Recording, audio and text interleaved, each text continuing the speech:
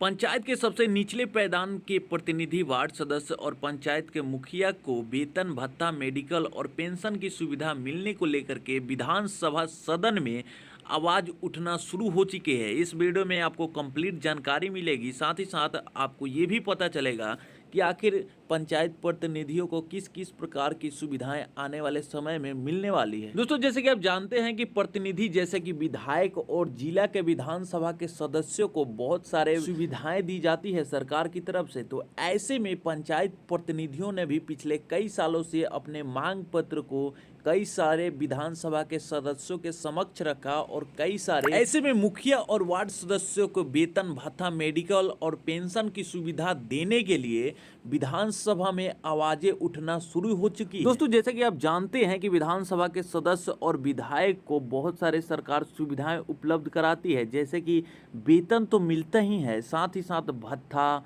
साथ ही साथ मेडिकल की सुविधाएं भी मिलती हैं। उसके साथ ही साथ उनके प्रतिनिधि के हट जाने के बाद, जैसे मान के चलिए आप एक वार्ड सदस्य हैं, आप अपने पद से हट चुके हैं, 5 साल के बाद इलेक्शन आया, आप हट गए, उसके बाद विधायक को पेंशन भी मिलता है, लेकिन इस प्रकार की सुविधा ना तो मुखिया को मिलती है और ना ही वार्ड सदस्य को मिलती है।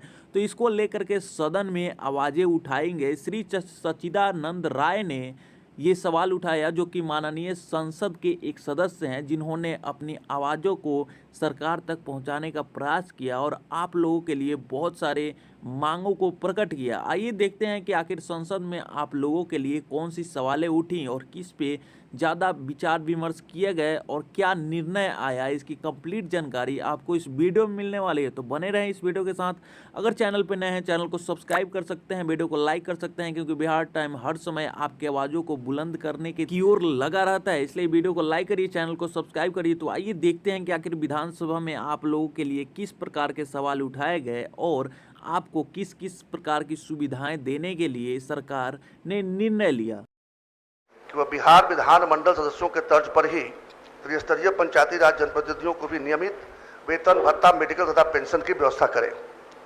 महोदय, ये जो चुनाव होते हैं, वो चाहे लोकसभा के चुनाव हो या विधानसभा विधान परिषद के चुनाव हो या त्रिस्तरीय पंचायती राज के चुनाव हो, इस पर अरबों खरबों रुपया खर्च किया जाता है और जनता उनसे अपेक्षा रखती है कि वो उनकी समस्याओं का समाधान करेंगे।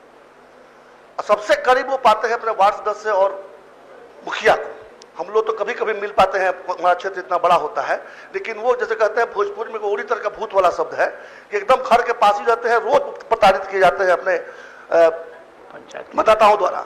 लेकिन धीरे धीरे उनकी शक्ति को कम कर दिया गया है। आज वार्ड सदस्यों के पास कोई काम नहीं है, बीडीसी भी कलप रहा है और मुखिया पर अभी तुरंत गाज गिरने वाली थी, जो भी पता चला कि शायद वो गाज नहीं गिरेगी।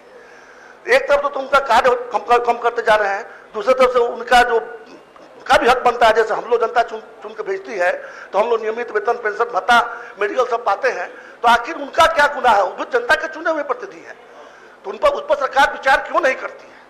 यही प्रश्न महोदय। उम्मीद करता हूं कि सबसे निचले लगी होगी ऐसे ही नए अपडेट को जल्द से जल्द पाने के लिए इंडिया टाइम्स को सब्सक्राइब कर सकते हैं। मिलते हैं ऐसे कुछ नए इन्फॉर्मेटिव वीडियो के साथ, तब तक के लिए नमस्कार।